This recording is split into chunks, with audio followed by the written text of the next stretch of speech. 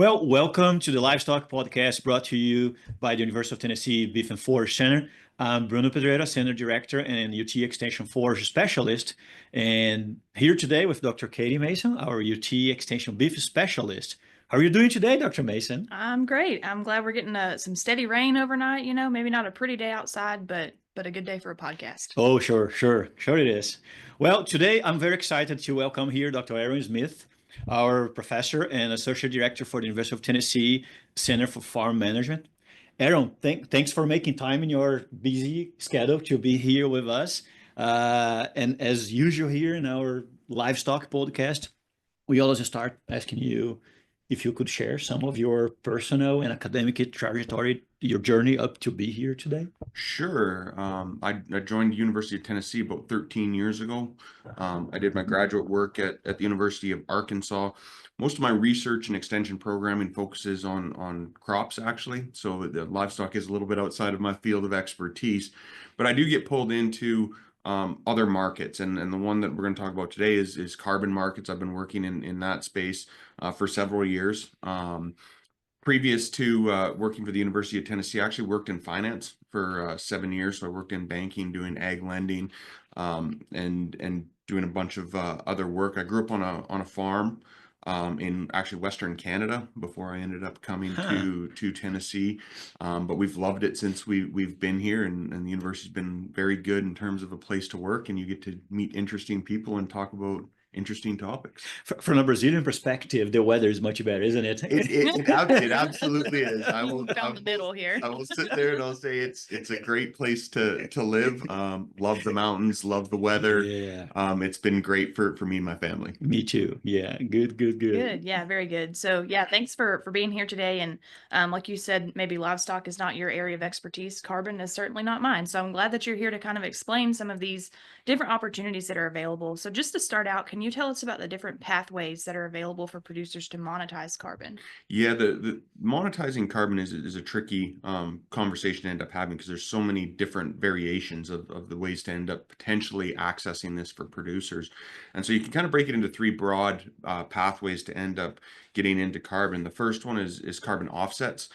This is sometimes called voluntary carbon markets, where you're actually trying to quantify the amount of carbon that is being usually sequestered in the soil, but it can be other forms as well.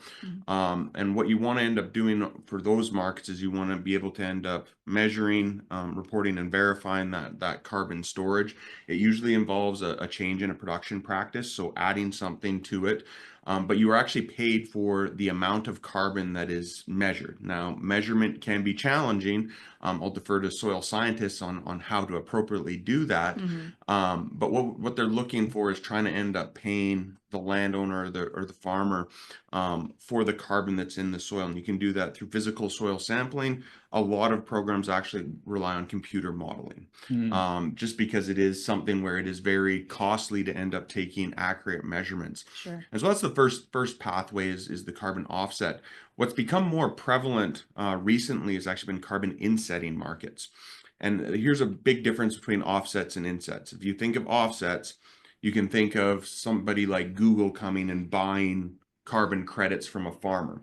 If you're thinking about insets, what you're looking at is inside a company supply chain. So think in terms of Tyson Foods wants to reduce their carbon, so they want to work with their producers within their supply chain to mitigate or restore some carbon. And it involves some of the same things in terms of monitoring and making sure that they're actually able to verify and validate the reductions. There can be cases where it's maybe a little bit more easy for the producer on the verification standpoint, where the company will actually pay for a practice rather than the physical carbon. But there can be overlapping. It depends on the program and the company that you're working with. The last kind of pathway is kind of extracting a price premium. So think of this in terms of product differentiation. What we're looking at here is, and companies have to be careful with the claims they make, but if you can end up extracting a premium from the consumer and say, I produced beef in this manner, I can get maybe an extra few dollars per head. And so that's the other pathway to potentially monetizing. And all of them have overlapping characteristics in terms of how you monitor, measure, validate, how you get paid for production practices, for example. And so it is something where there are the three distinct pathways, but there's some overlapping in terms of how these programs are set up. The other one that is always challenging is because these are private transactions. We don't necessarily have a lot of similarities across programs. So if you go and you participate with one company, it can be very different than the next company, Sure. right? And so it can add to confusion for farmers that are looking to access these markets, because if you get approached by one company, that might not be the same as another company. So it really becomes challenging to kind of compare the different pathways. Every contract will be pretty unique, right? It is, and that is one of the big challenges. I always encourage people before you enter into any contract, because this is a private contract, it's between one person or one company and another person and company. You need to make sure that you get the appropriate legal advice. And one other one, I talked with several colleagues of mine around the US. This isn't to say that your lawyer's not maybe qualified to it, but contract law is a very specific thing, right? So you need to end up really relying on expertise if you're going to enter into it. Maybe not all lawyers are going to be able to understand some of the terminology in those contracts. The other one that I will caution people is some of them are written very differently than what you would think in terms of common language, right? So you really have to pay attention to the terms and conditions and how terms are defined. And so when I was initially reading some of these contracts, and I've went through, many contracts now, you would read it and you would sit there and think, okay, I know what that means. And then you would flip to the appendix and it would say, no, this is how that term is defined. Okay. And I found it somewhat confusing until you ended up really understanding some of the language. The whole thing. And this is one of the challenges. There's not a lot of guardrails in these markets. Okay. Well, I think it's very important to share with our farmers here the importance of understanding everything and thinking on then, if you want to go and find and identify a credible carbon program provider in your region, right? What a farmer needs to think about, right? Yeah, it's really challenging to actually get an understanding of who is offering programs that can monetize carbon regionally, because there's certain states and certain regions that have a much bigger footprint. If you look at kind of the history of how this has evolved, it actually, forestry has been the most developed carbon market. That's a whole different ballgame than production agriculture. And then it kind of came into row crops, because obviously there's different practices such as no-till and cover crops that have a longer track record of sequestering carbon. And when you make changes, there's pretty good information out there on being able to at least validate and verify that carbon is being stored. And so that's where it kind of really started. And then it really got into kind of more on the rangeland, kind of out in the western portion of the US, just because of the size and the scope of the farms, right? And so it is challenging to locate those programs. We do have a list of programs that are available in Tennessee and Kentucky. A colleague of mine from University of Kentucky puts together a list both for row crop producers and beef and forage producers in terms of programs that are active. There are restrictions, so there's minimum acreage requirements. Sometimes there's certain practices that they're willing to end up paying for. And again, we're not endorsing these companies. There's other alternatives out there. It's just a list that we've ended up putting together.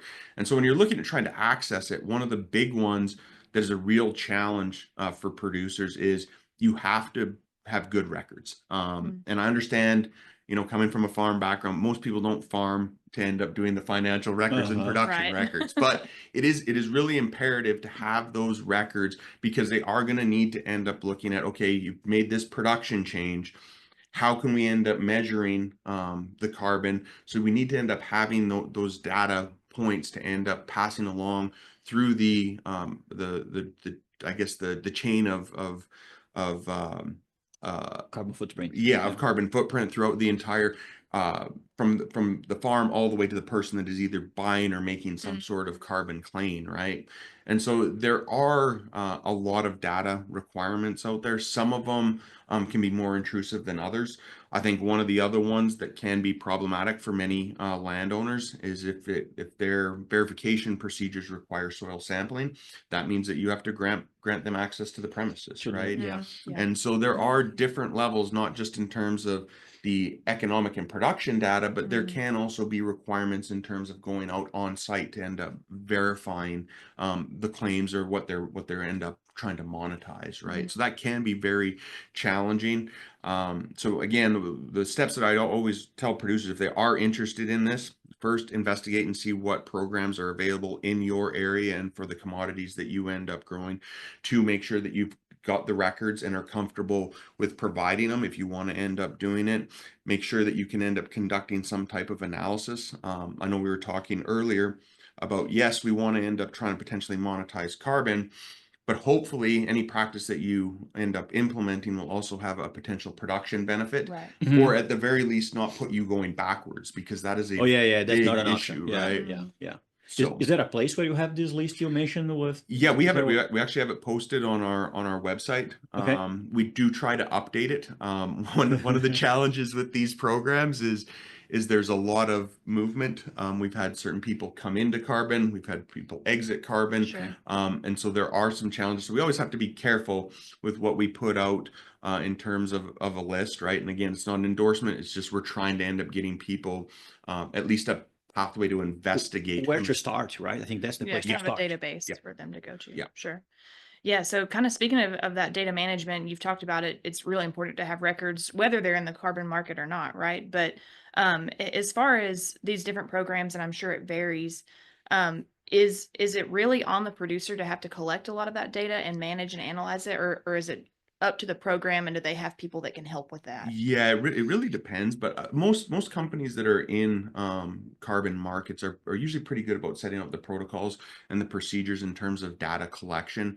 One thing that again can be a challenge for producers is it does take time to end up putting together these records, to end up working and coordinating with the carbon program provider to make sure that they're getting the information. So one of the big ones that always I think people always have to be aware of is the time commitment, right? I mean, we all have other commitments, whether it's family, community, and so we do want to end up being cognizant of that time commitment. But yes, usually they have a pretty good protocol in terms of here's what we need from you, here's what our guidelines are.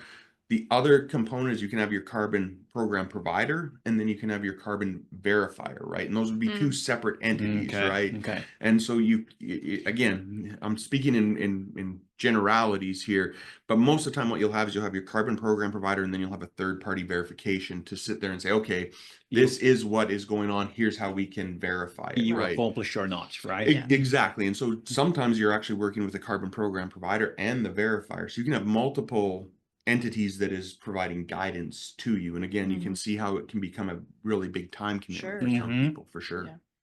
Yeah. No, I think that clarifies a lot here in our conversation. You already mentioned a little bit about the potential cost and benefits that it would bring to a farmer, right? But before deciding to participate in a program like this, I think that's the kind of thing we need to consider, right? On the grassland partnership, that the other climate smart grant we have here at the University of Tennessee, we have been talking about a bunch of possible practices we have, like silvopasture systems, like the establishment of native warm season grasses. Some of these practices may require you to have some sort of budget to get into them.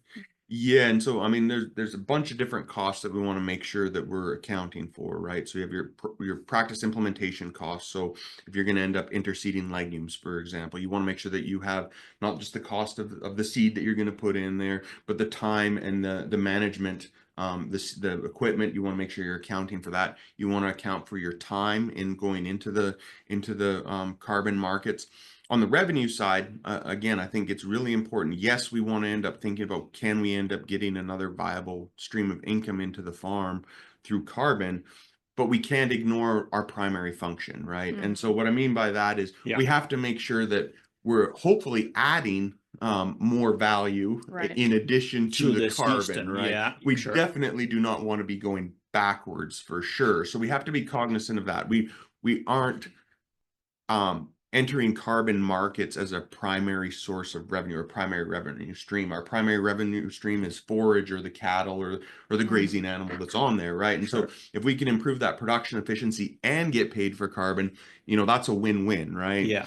But then when we look at the cost structure, you have the practice implementation costs, and then you have the cost in terms of time, and potentially end up having new software or things to end up monetizing it. And this will be spelled out in your contract. And it's one of those ones, I understand that people will kind of go to the top line and be like, how much am I going to get paid per acre or per ton? But what you really need to end up looking at is what is the cost of implementing those in terms of the requirements that are embedded in that contract and who covers those costs, right? So I have a segue question on this. Mhm. I was talking with one of these companies another day, and one of the things that made me very mad with the process was if you are a farmer that are not doing much of this stuff that we are talking here, if you are still under a really bad continuous grazing, if you're not doing good, those are the ones that companies are looking for, right? Because you have a huge potential to increase your carbon stocks. Yep. But if you have been doing great in the last 20 years, and that was my discussion because I was talking with one of my farmers and he has been doing awesome in the last 20 years, silvopasture systems, grazing management, legumes. He is an example of this. And he didn't make a penny with carbon market yet. And he decides to get into. And the company said, oh, we cannot help you anymore because you already have so much carbon in the soil that we cannot see it increasing. Sure. How do you see this in the future? We were discussing potentials to increase the carbon or also to keep carbon in the soil as well, right? Yeah, there's a real hot topic right now when you're looking at from a policy standpoint, right? Because you're 100% right. Those that have maybe not adopted some of these carbon beneficial practices, they actually have a better chance of adding carbon. And so there's a term called additionality. So how are you able to add from the baseline, right? Now, for those that have been doing really good management practices and have carbon storage, there are some programs that will actually look back 3 years, right? Okay. And so you can end up monetizing that. But I think for those that are doing these practices that are really beneficial from a carbon standpoint, I think there is the potential to end up potentially getting paid for the practice rather than the carbon storage. Okay. Because you're right, it does provide almost a backwards market incentive. If you think about it, I'll kind of run back to row crops just because that's kind of where I'm from. Who else started no-till like 20 years ago? Exactly. It's So not, if it's not a you have apple now. 20 years of no-till and then somebody decides to put a plow to it, well, then you could end up resetting it, right? Now there are penalties for that for most programs, but you're right. I mean, I think there is something where we need to really think from a policy standpoint. How do we incentivize the good production practices that have already been adopted for those producers that have done that for numerous years? And it's a really important policy question, right? Yeah. I think that goes right into kind of my next thought here as we start to wrap up of, there's a lot of uncertainty around these carbon markets and getting in and whether it's the right decision. And so what's kind of your main piece of advice to people deciding, should I jump in now or should I wait and see if this is a good opportunity? Yeah, it's always challenging. When we look at it from an economic standpoint, we always talk about early adopters, right? And there is something to be said if you adopt something early, there can be a benefit. But right now, there's a lot of uncertainty in carbon markets. One that I spend a lot of time with is I talk a lot with legal experts. There's several lawsuits on right now in terms of greenwashing or being able to make claims about different products.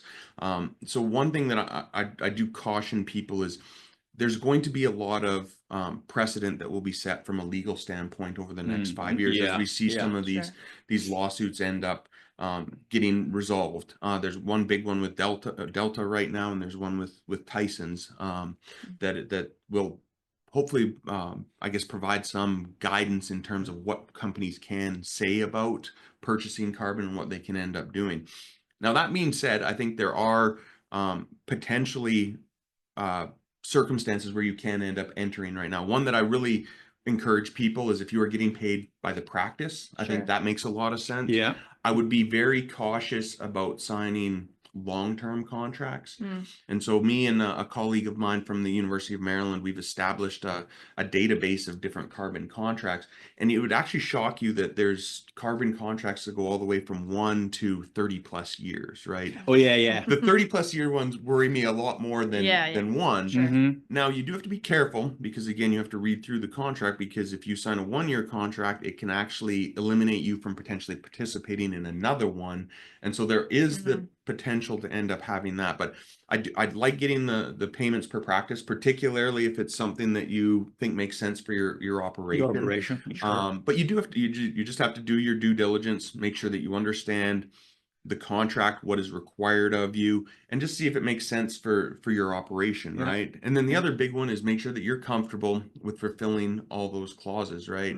So make sure that you're comfortable providing the data. If you have to end up providing access, you have to be Access to comfortable the with that, farm. right? Yeah. And so you just have to make sure that you kind of go through it systematically. And at the end of the day, you might sit there and go through some of these carbon programs and say, well, no, this really isn't for me. I think I'm going to hold off and maybe look at it down the road.